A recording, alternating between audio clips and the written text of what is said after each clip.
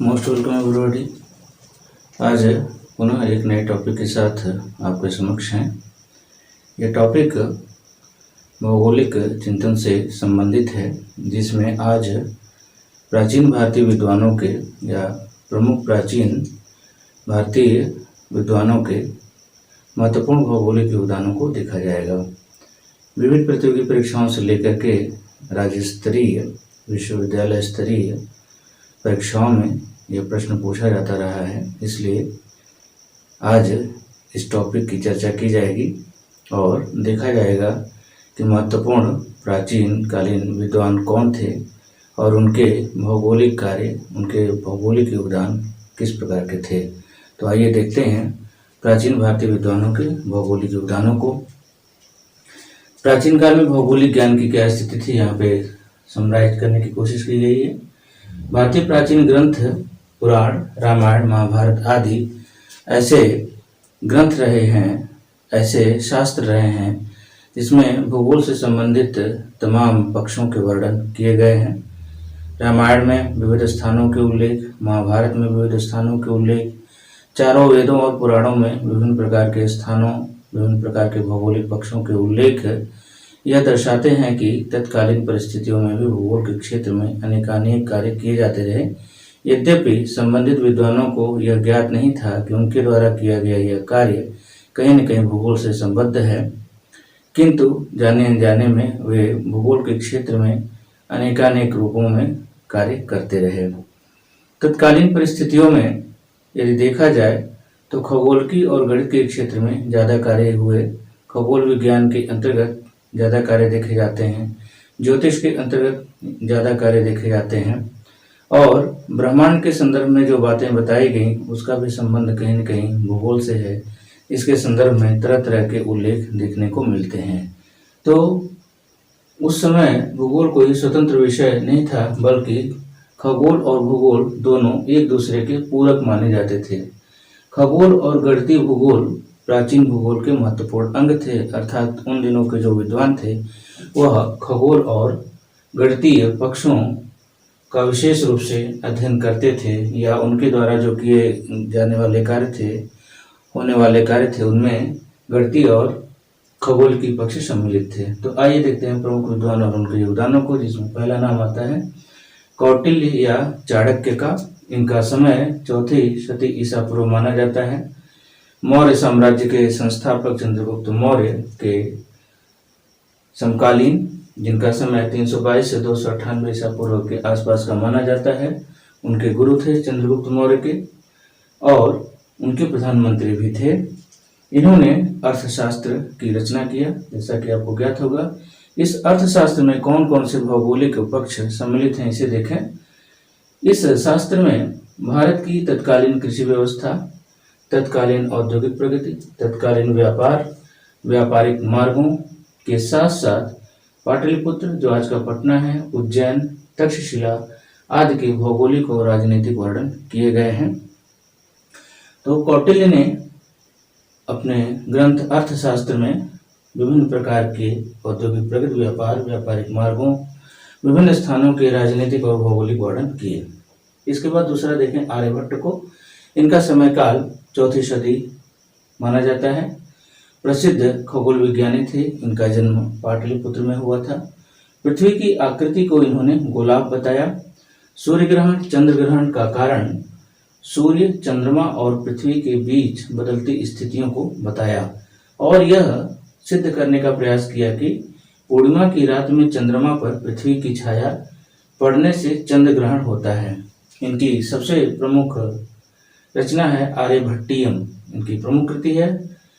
इस आर्यभट्टियम में यह बताने का प्रयास किया गया कि सूर्य स्थिर है और पृथ्वी अपनी धुरी पर घूमती रहती है। तो आर्यभट्ट ने आर्यभट्टियम के माध्यम से भूगोल के क्षेत्र में चंद्रमा और सूर्य की स्थितियों तथा चंद्र ग्रहण और सूर्य ग्रहण की दशाओं का उल्लेख किया। तीसरे विद्वान को देखें वाराहमिहिर। यह चंद्रगुप्त विक्रमादित्य के समकालीन थे।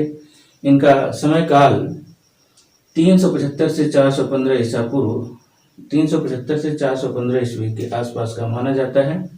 गुप्त काल के दूसरे सबसे बड़े खगोल विज्ञानी माने जाते हैं। पंच सिद्धांतिका इनकी सबसे महत्वपूर्ण रचना है। इन्होंने गणित में दशमलव के महत्व से दुनिया को परिचित कराया। इनके अन्य महत्वपूर्ण ग्रंथ हैं बृहद जातक, बृहद संहिता और लघु जातक। इनकी प्रमुख रचनाएं हैं, प्रमुख कृतियां हैं। इन्होंने बताया कि चंद्रमा पृथ्वी का चक्कर लगाता है और पृथ्वी सूर्य का चक्कर लगाती है। विभिन्न यूनानी रचनाओं के माध्यम से खगोलीय समस्याओं के समाधान का प्रयास इनके द्वारा किया गया। साथ ही इन्होंने पृथ्वी के किसी बिंदु से अक्षांश ज्ञात करने की विधि से भी दुनिया को परिचित कराया। अर्थात पृथ्वी के किसी स्थान से, पृथ्वी के किसी बिंदु से किसी स्थान के अक्षांश की क्या स्थिति हो सकती है, संबंधित स्थान की अक्षांशीय दशा क्या हो सकती है, इसे कैसे ज्ञात करें, इस विधि से इन्होंने परिचित कराया। वारामिहिर के बाद अब आइए देखते हैं अगले विद्वान ब्रह्मगुप्त को। वारामिहिर के समकालीन ये माने जाते हैं। गुप्त काल के तीसरे खगोलवेत्ताओं में से एक हैं। इन्होंने ब्रह्म सिद्धांत एवं खंड खाद्य नामक दो महत्वपूर्ण रचनाओं को रचा, जिनमें खगोलीय भूगोल संबंधी विभिन्न प्रकार के उल्लेख मिलते हैं। इनके द्वारा तेल, जल व पारा से घूमने वाले यंत्रों का भी उल्लेख किया गया। पृथ्वी का व्यास 1581 योजन या 7905 मील बताया, जो आज के 7925 मील के लगभग समान पाया जाता है। अगले विद्वान को देखें, कालिदास संस्कृत साहित्य के महान कवि और चंद्रगुप्त विक्रमादित्य के समकालीन माने जाते हैं। चंद्रगुप्त विक्रमादित्य के नवरत्नों में से ये एक थे। इन्होंने 7 महत्वपूर्ण ग्रंथों की रचना की है, जिसे आप जानते होंगे। इनके नाम पहले भी पुस्तकों में आते रहे हैं। रघुवंश, कुमार संभव, मेघदूत, ऋतुसंहार, मालविकाग्निमित्रम, अभिज्ञान शाकुंतलम इनकी महत्वपूर्ण रचनाएं हैं। इन रचनाओं में प्रकृति के मोहक वर्णन किए गए हैं, विभिन्न प्रकार के मार्गों के उल्लेख किए गए हैं, विभिन्न प्रकार की ऋतुओं के वर्णन किए गए हैं और मेघ पथ के उल्लेख किए गए हैं। तो ये इनके भौगोलिक कार्यों के अंतर्गत हैं। इसके बाद अगले विद्वान को देखें, धन्वंतरि को। यह चंद्रगुप्त विक्रमादित्य के नवरत्नों में से एक थे। यह प्रमुख आयुर्वेदाचार्य थे और चिकित्सा विज्ञान के मर्मज्ञ माने जाते हैं। चिकित्सा के उद्देश्य से विभिन्न प्रकार की वनस्पतियों की खोज इनके द्वारा की गई और उनकी उपयोगिताओं का वर्णन भांति भांति रूप में किया गया। आज संपूर्ण चिकित्सा जगत धन्वंतरि के कार्यों का कहीं न कहीं किसी न किसी रूप में ऋणी माना जाता है। इसके बाद अगले विद्वान को देखें, भास्कराचार्य। 12वीं शताब्दी के महान खगोलवेत्ता और गणितज्ञ ये थे।